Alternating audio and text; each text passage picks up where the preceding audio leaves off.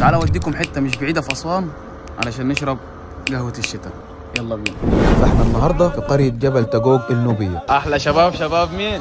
جبل تاجوج. ودي واحده من اجمل القرى اللي بتطل على نيل اسوان مباشره. ايه معنى قريه جبل تاجوج؟ معناها تحت الجبل. تمام. تاجوج دي كلمه نوبيه اصلا. تاجوج كلمه نوبيه، هي كلها تحت جبل. من فوق فين؟ من عند بسمة. في طبعا بيوت بتطل على النيل.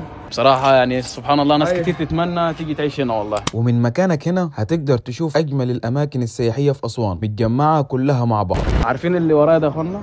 اشهر فندق حاليا في مصر يعتبر، معروف هو في اسوان واتعمل عليه مسلسل.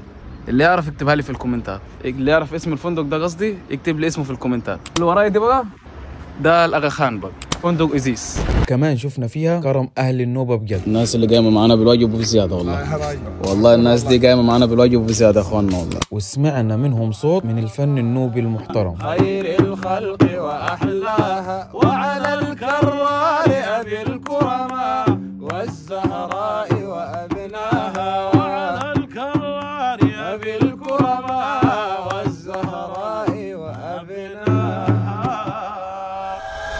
عايزين تشوفوا تماسيح النيل الحقيقيين؟ تعالوا وانا اوريكم. بصوا الشباب ما شاء الله. فتخيل كمان تيجي تظبط القهوه بتاعتك هنا. بص يا معلم، احنا عندنا السبرتايه وعندنا طبعا البن شوتس بالذات، عشان الشوتس دي يعني طعم القهوه بصراحه طعمها لا انا جربتها وحاجه عظمه، يعني هتظبط معاكم بالقهوه دي او النوع ده. ده بقى التست، دي 50 جرام.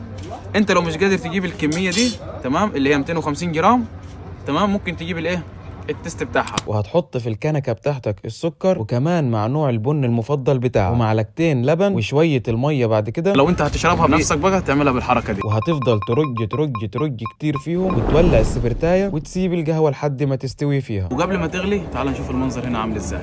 بص الجو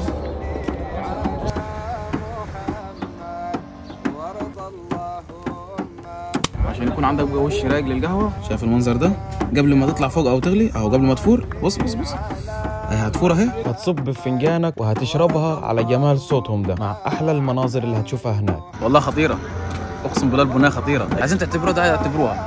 الشركه تستاهل بصراحه. سواء خليك واقف. شوتس اسمها شوتس ايجيبتو كافيه ومنتج مصر على فكره. بعدها بقى تعالوا ناخدكم لمكان تاني. فلو وصلت لحد هنا ما تنساش اللايك والفولو وتكمل الفيديو للاخر.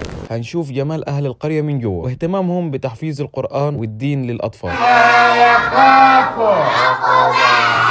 وهتشوف حلاوة وبساطة الشوارع والبيوت، والناس هنا روحهم جميلة بجد. ده كفاية فرحة الأطفال لما شافوني معدي في الشارع، كانت عندي بالدنيا هنا. يلا أحلى شباب جبل إيه؟ جبل تاجوج. أحلى شباب مين؟ جبل تاجوج. بس يلا باي عديلة.